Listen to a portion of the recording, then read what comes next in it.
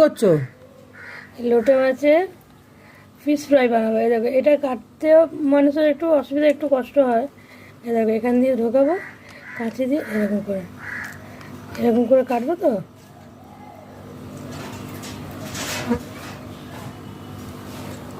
এটা কেটে পুরোই একদম শেষ অবধি যাবো। কাটা হয়ে গেল। এবার এর ভেতরে যে কাঁটাটা আছে না, একটা যে শিরা, মানে একটা যে কাঁটা থাকে লোটে মাছের, সেটা বার করতে হবে। তার জন্য আবার এই সাইড থেকে কাটবো।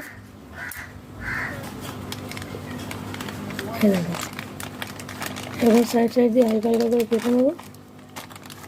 এটা কাটতে একটু কষ্ট হয় ঠিকই কথা, কিন্তু খাওয়ার সময় যা মজা হবে না, এটা সত্যি মজা হয়।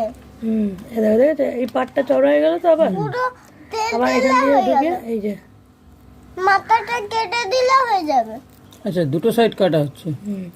দুটো সাইডটা কেটে দিলে কি হবে, প্রথমে একটা সাইড তো লম্বা করে চেরা হয়, চেরা করে তারপরে হচ্ছে কি তোমার এই যে দেখা গেল। তো এই যে জিনিসটা দেখাচ্ছে, এই যে এই মাঝখানে যে কাঁটাটা আছে, এটা কেটে বাদ দিয়ে দেবো।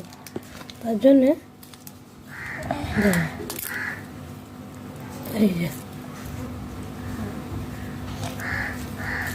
দেখো, খচখচ করে কেটে যাচ্ছে। না, চুল পড়ছে। ঠিক আছে, এই দেখো, এইটা তো ছোটোটা কেটেছি। এই দেখো, বড় বড় মাছের, এই দেখো এইগুলো কত বড় বড় রয়েছে। এই দেখো, আমি এরকম করে কটা মাছ করেছি না। এটা তো সব থেকে ছোটোটা। একটা,